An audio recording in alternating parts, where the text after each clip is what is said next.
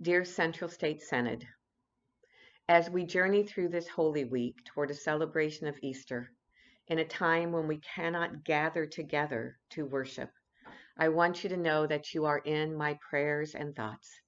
I am lifting up prayers of thanksgiving and gratitude for you. I have been so impressed and touched by the many ways that you continue to be the church in these anxious and trying times.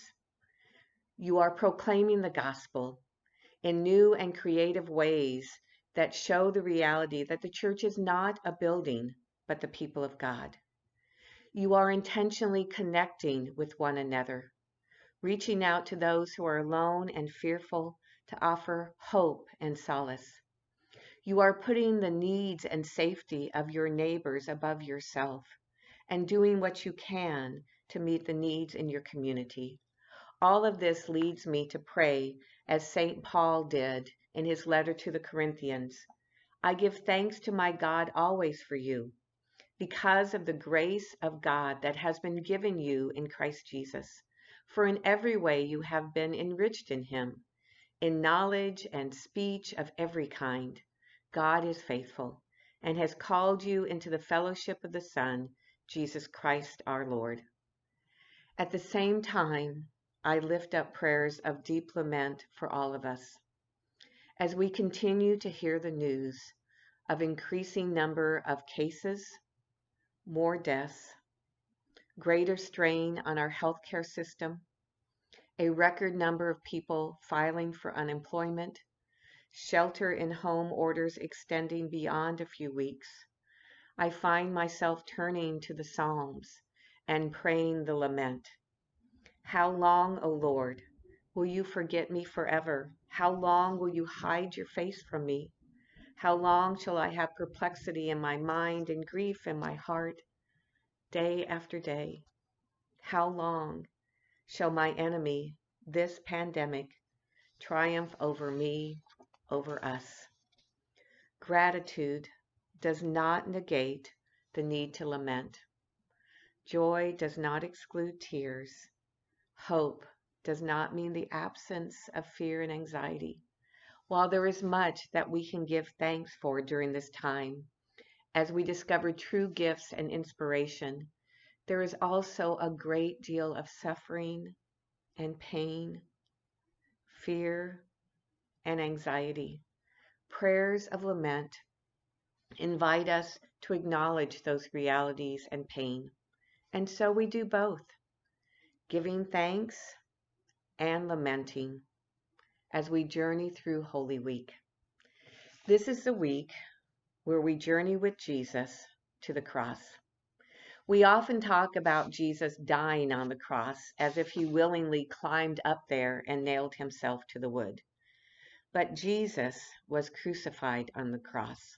He was crucified because he journeyed to Jerusalem in spite of the uncertainty and risk, because he was willing to confront the powers and darkness of his day, because he was willing to enter into the pain and suffering, even the violence and evil of this world. Still, he cried out in anguish, "Take this cup from me. My God, why have you forsaken me?" He was honest about the suffering, even as he was willing to enter it. And so we call it Good Friday. And so Jesus laid in a dark tomb for 3 days. And so there is Easter. What if this Holy Week we were willing to give thanks and lament?